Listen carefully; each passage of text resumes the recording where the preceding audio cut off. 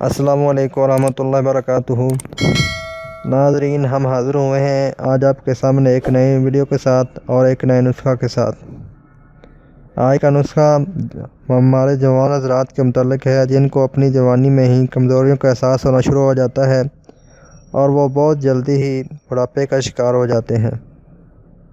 سب سے پہلی بات یہ ہے کہ جو ہمارے جوان حضرات ہیں ان کو اپنی خوراک کا خیال رکھنا چاہیے اور ان کو اچھی اور طاقتور غذائیں استعمال کرنی چاہیے، اور ان کی جو غذا ہو ہمارے جوان حضرات کی یا کسی بھی عمر کا کوئی بھی فرد ہے، چاہے بوڑھے حضرات ہیں یا بچے ہیں یا عورتیں ہیں یا کوئی بھی، کسی عمر میں بھی اگر کوئی ہے اس کو اپنے مزاج کے مطابق خوراک کا استعمال کرنا چاہیے تاکہ جو اس کی صحت پر جو اثرات پڑتے ہیں اس کی خوراک کے پڑتے ہیں اور اس کی صحت بھی اس کی خوراک کے مطابق ہو جاتی ہے۔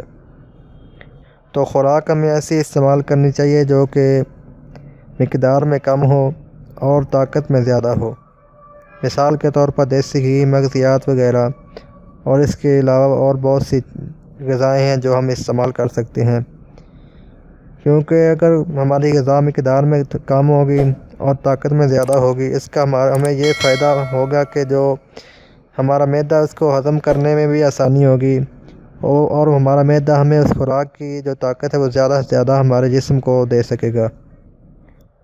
تو جو ہمارا نسخہ ہے اس پر جانے سے پہلے میری آپ دوستوں سے گزارش ہے کہ میرے چینل اسلامک طب کلینک کو ضرور سبسکرائب کر دیا کریں اور نوٹیفیکیشن والا یعنی کہ بیل آئیکن کا بٹن دبا دیا کریں تاکہ میری ہر آنے والی نئی ویڈیو آپ کو ٹائم پر مل سکے، اور اس کے علاوہ میری ویڈیو پسند آنے پر اس کو لائک اور شیئر ضرور کیا کریں تاکہ میری حوصلہ افزائی ہو سکے۔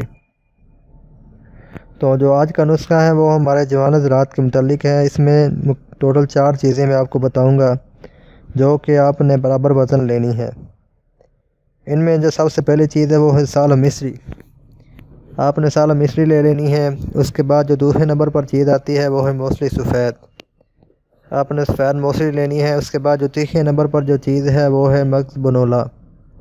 مغز بنولا آپ نے لینا ہے، اور چوتھے نمبر پر آپ نے چھلکا اسبغول لینا ہے۔ ان میں سے جو پہلی 3 چیزیں ہیں یعنی سالم مصری، موصلی سفید اور مغز بنولا، آپ نے ان تینوں کو علیحدہ علیحدہ اچھی طرح سے ان کا صفوف بنا لینا ہے، پھر اس صفوف کو مکس کر دینا ہے اور اس کے اندر چھلکا اسبغول کو اچھی طرح سے ملا دینا ہے۔ تو جو ہمارا نسخہ ہے وہ تیار ہو گیا ہے۔